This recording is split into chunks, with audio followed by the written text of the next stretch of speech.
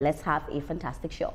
Now we'll start with the story where the Christian Association of Nigeria, Niger State Chapter, has confirmed that 50 of the over 200 students abducted from St. Mary's private Catholic primary and secondary schools in Papiri, Agwara local government escaped from captivity. Niger Association, in a statement by its chairman, Balos Yohana, says the peoples regained freedom between Friday and Saturday and quietly reunited with their families. He said the peoples who escaped were unable to return to the school immediately and were traced after some of them contacted some parents. Now, Mr. Yohana, who is also the proprietor of the school and Catholic Bishop of Katangwa District, also called for calm and prayers as the school continues to actively collaborate with security operatives, community leaders and government, and also relevant authorities for the safeguarding and returning of those that are abducted. And, you know, this is the conversation that we're having. Over the weekend, we saw the news. It's kind of a breath of a fresh air to know that some of these peoples have escaped and regained freedom and with their parents. But Etoma, what really saddens me is that we still have others that are still in captive. And you wonder, we see that the president is taking this, very strongly. He's not taking it lightly. You know, he's brought out a statement to say that we are not joking. We're making sure that these children will return to their families. It's a breath of a fresh air. But also, let's think about the ones that are still in captive. By right, no child should be in captivity. None. You know, Reverend Yohana has like 40% of the blame for those children that were abducted, because from what we heard, intelligence report had got into every school in that state and said, look, there are plans for this mass kidnappings, so it will be best you guys close down your schools. He did close it down and then reopened. It was when he reopened that it happened. So right now, I don't want to be in his shoes, because I'm sure he's blaming himself for the thing that happened. But that aside, the fact that within one weekend, how many stories of abductions have we heard? These guys are behaving as if they own the country. And it's as if we don't have a reply to their shenanigans. And that is what really affects me.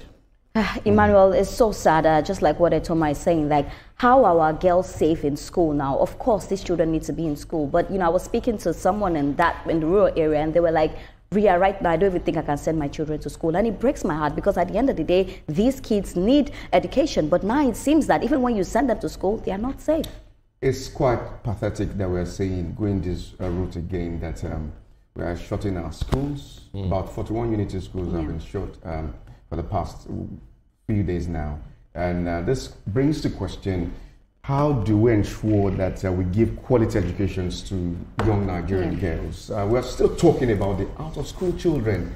And going this particular lane is becoming worrisome. And that's why we're calling on government to be more proactive at this time to ensure that this issue of kidnapping, abduction of our girls is nipping bold. The safety of lives and property is very germane at this time. Let's give back that confidence back to the school, that your children can get to school and they're safe, devoid of any form of attack from anyone. A lot of people are doing some permutations at the moment. Let me just bring one of it, that maybe the call of Trump coming into Nigeria is fueling this kind of attack that we're seeing at the moment. No one can tell or can establish that fact. But one thing that is key at the moment is that the federal government needs to be more proactive to ensure that we stop all these attacks in our schools. There's been a lot of speculations, and that is one speculation as well. But I'm wondering if United States is saying that, you know, you're not treating security right, they're abducting people and we want to come over. Is that now when we should start doing it the more?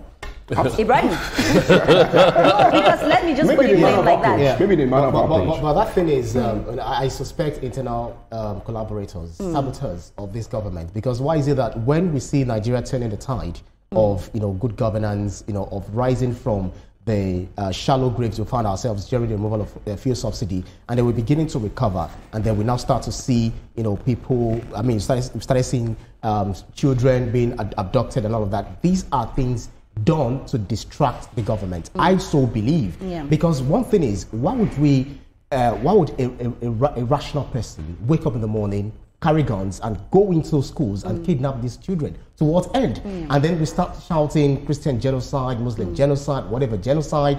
But the reality is that these are criminals. Yeah.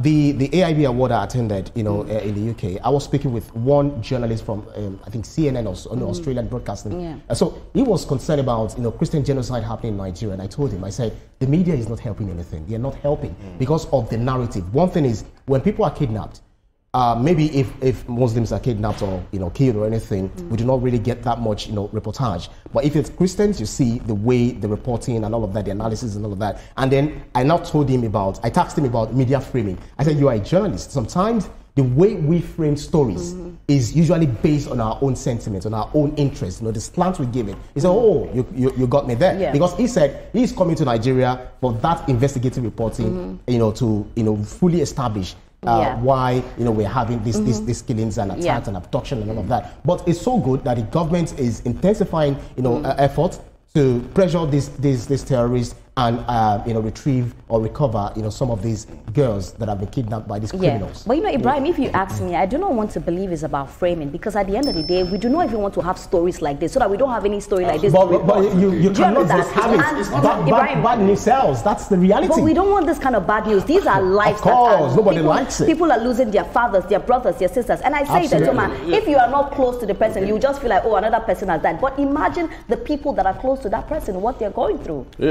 For me, I don't have to be close to that person. When they did the first kidnap, the one, no, not the Chibok girls, the one in Kebbi. Yeah. Okay. I remembered I have a daughter, and I put myself in the position of the parents of those girls. My daughter wasn't affected, but I know how I felt. I know how I felt. Now, it might be, like you said, it might be that somebody is trying to distract the government. They have been distracting the government for the past 15 years, that this insecurity has persisted. That's right.